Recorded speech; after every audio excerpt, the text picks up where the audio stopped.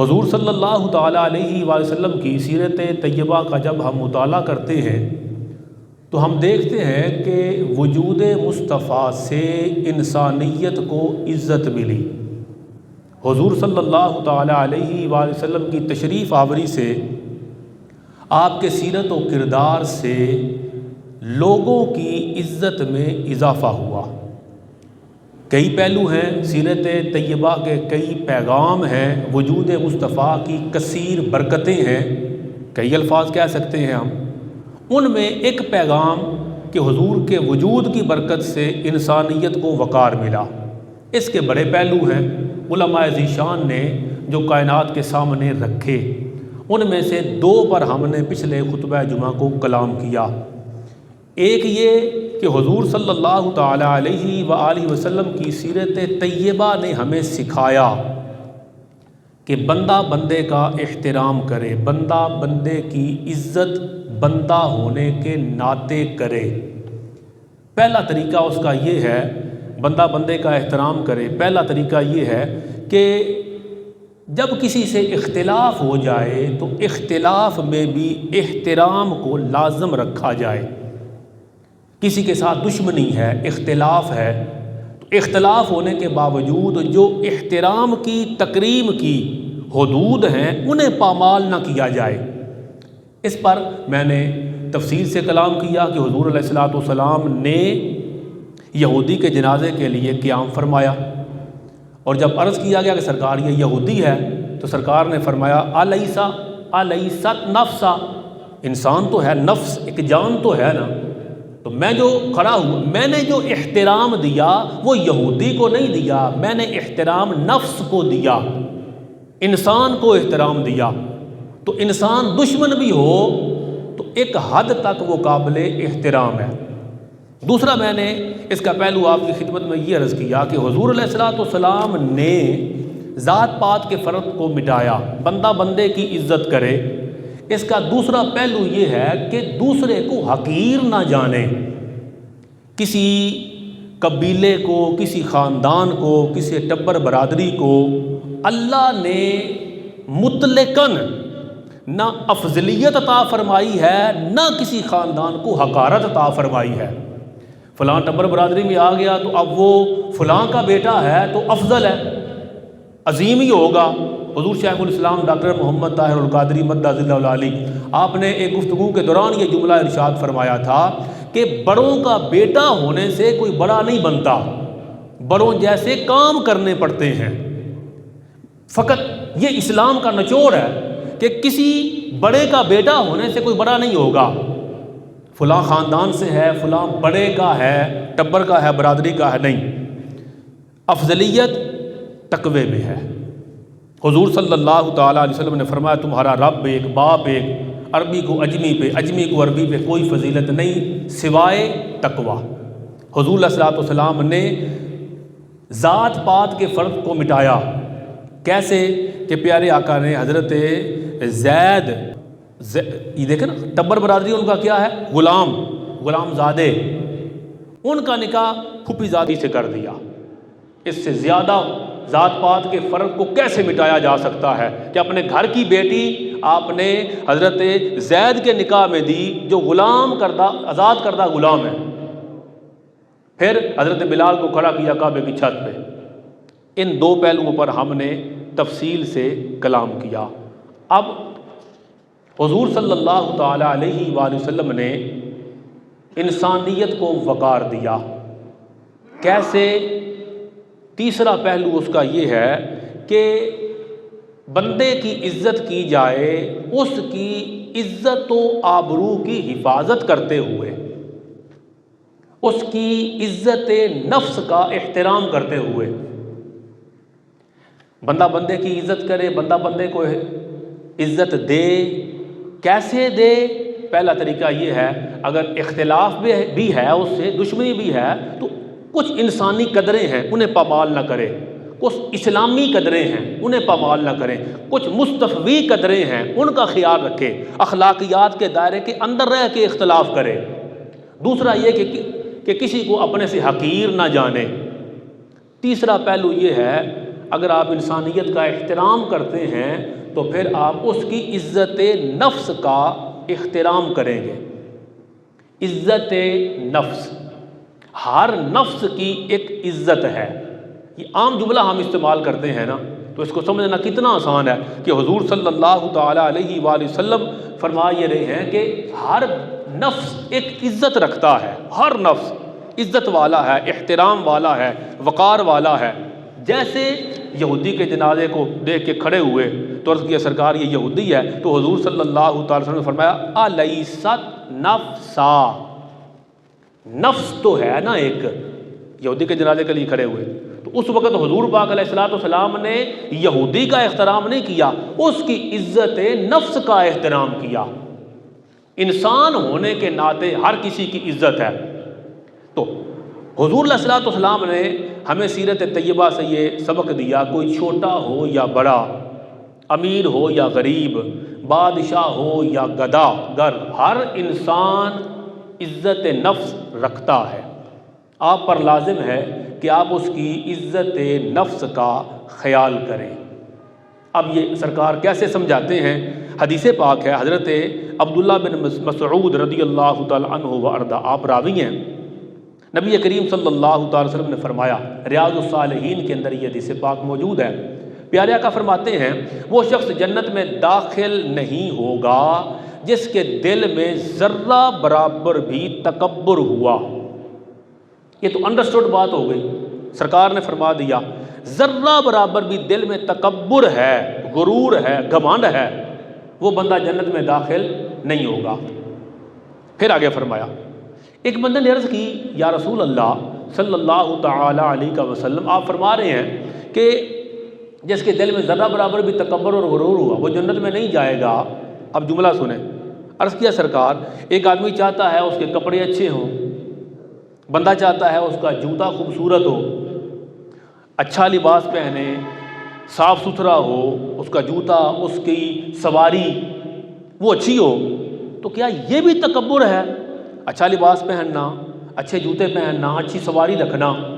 حضور صلی اللہ تعالی علیہ وسلم نے فرمایا کہ جوتا پہننا اچھا، لباس اچھا پہننا یہ تکبر اور غرور نہیں، بلکہ جملہ سنیں، فرمایا ان اللہ جمیل و یحب الجمال، اللہ جمیل ہے، سونا ہے، خوبصورت ہے، اور خوبصورتی کو اللہ پسند کرتا ہے۔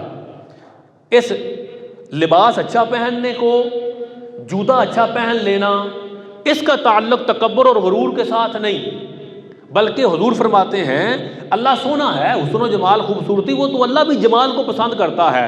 تکبر تو یہ ہے کہ دو نشانیاں، وہ شخص جنت میں داخل نہیں ہوگا جس کے دل میں ذرہ برابر تکبر ہوا۔ اب بتایا جا رہا ہے تکبر تو یہ ہے کہ حق کو جھٹلا دیا جائے۔ اب اندازہ کریں، تکبر یہ ہے کہ حق کو جھٹلا دیا جائے۔ بندے کے پاس ایک حق آیا، حق واضح ہو گیا، کوئی بات ہے دلائل کی روشنی میں بندے پہ واضح ہو گیا کہ یہ سچا بندہ ہے، یا یہ موقف درست ہے، یہ حق ہے، حق یہاں ہے، اور بندہ کسی اپنی مجبوری کی وجہ سے، انا کی وجہ سے حق کو واضح ہونے کے باوجود قبول نہیں کرتا، تو حضور فرماتے ہیں یہ تکبر ہے۔ حق واضح ہو گیا، سچ واضح ہو گیا، اب یہ سچی بات کو قبول کیوں نہیں کرتا؟ ہم کیا جملہ بولتے ہیں، میں اور آپ کہتے ہیں کہ دیکھیں یار آپ نے تو انا کا مسئلہ بنا لیا، بات تو آپ پہ واضح ہے نا، یوں ہے یوں ہے یوں ہے، بات تو کلیئر ہے، آپ نے انا کا مسئلہ بنا لیا، مطلب حق واضح ہے، اور جو حق واضح ہونے پر بھی اسے جھٹلائے وہ تکبر کر رہا ہے۔ دوسری نشانی تکبر کی فرمایا لوگوں کو حقیر جاننا۔ تکبر یہ ہے دوسرے کو حقیر جاننا۔ اب یہ بڑا خوبصورت جملہ ہے، دوسرے کو حقیر سمجھنا، اس کا تعلق تو دل کے ساتھ ہے، تو تکبر کا تعلق بھی تو دل کے ساتھ ہے نا۔ یہ تو بندے کے اندر کی کیفیت ہے، بندے کے دل کی سوچ ہے، وہ سوچتا ہے کہ فلاں غریب ہے، فلاں برادری سے ہے، فلاں ٹبر سے ہے، فلاں عہدے پر ہے، فلاں حیثیت والا ہے، میں اس سے اچھا ہوں۔ جب بھی آپ نے کسی کو حقیر جانا، کہاں؟ دل میں.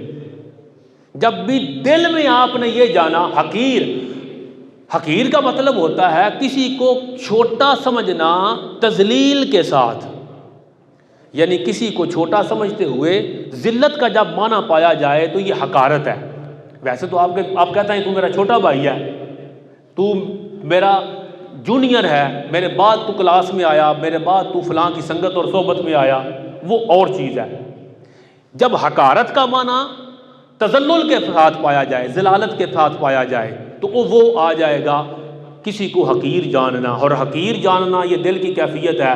جب تیرے دل نے یہ جانا فلاں مجھ سے چھوٹا ہے، فلاں برادری سے ہے، یا کئی طریقے، کبھی اس پہ تفصیل سے بات کروں گا تکبر پر، کئی طریقے، فلاں کا علم میرے برابر نہیں، کہاں میرا علم، کہاں اس کا، کہاں میرے نقش و نگار چہرہ رنگ، کہاں میری گاڑی، کہاں میرا منصب، کوئی چیز بھی. جہاں بندہ اپنے آپ کو بڑا اور دوسرے کو حقیر جانے، یہ دل کی کیفیت ہے. مصطفیٰ جان رحمت صلی اللہ تعالیٰ علیہ وسلم ارشاد فرماتے ہیں کہ جس کے دل میں تکبر اور غرور ہے، ذرہ برابر بھی ہو، وہ بندہ جنت میں نہیں جائے گا. پہلی نشانی حق قبول نہیں کرتا، اور دوسری نشانی کہ دوسرے کو حقیر جانتا ہے. اب یہ بات بڑی سمجھنے والی. اس کے لیے 3 مثالیں میں جلدی سے عرض کر دوں تاکہ میرا آج کا مضمون مکمل ہو جائے اور ہم آج وقت پہ نماز ادا کریں. 3 مثالیں آپ ذہن نشین کریں اس پوائنٹ کو سمجھنے کے لیے کہ بندہ اللہ نے پیدائشی طور پہ قابل عزت بنایا ہے. بندہ پیدائشی طور پہ انسان تکریم والا ہے، انسان بحیثیت انسان عزت والا ہے. جب وہ دنیا میں انسان بن کے آیا تو عزت کی پگڑی کو اللہ نے اس کے سر پہ سجا کے دنیا میں بھیجا. اب اس کی حضور علیہ الصلوۃ والسلام نے اپنی حیات طیبہ کے اندر اس کی 3 مثالیں، بے شمار مثالیں، مگر 3 لے کے آیا میں. کسی کی عزت نفس کا خیال کرنا، یہ ہے اس کی عزت کرنا، اور کسی کی عزت نفس کو مجروح کرنا، یہ ہے اس کی انسلٹ کرنا. تکریم انسانیت کا معیار یہ ہے بندہ جس کا کہتا ہے میں اس کی بڑی عزت کرتا ہوں، اگر تو اس کی عزت کرتا ہے تو اس کی عزت نفس کا بھی خیال کر. کئی مثالیں. پہلی مثال حضرت انس رضی اللہ تعالیٰ عنہ و ارضا، یہ تفسیر ابن کثیر کے اندر واقعہ موجود ہے. انس آپ جانتے ہیں سرکار کے گھر میں بڑے ہوئے، تو گھر کا ماحول، اندر کی باتیں، بچے تھے ان کو پتہ تھی.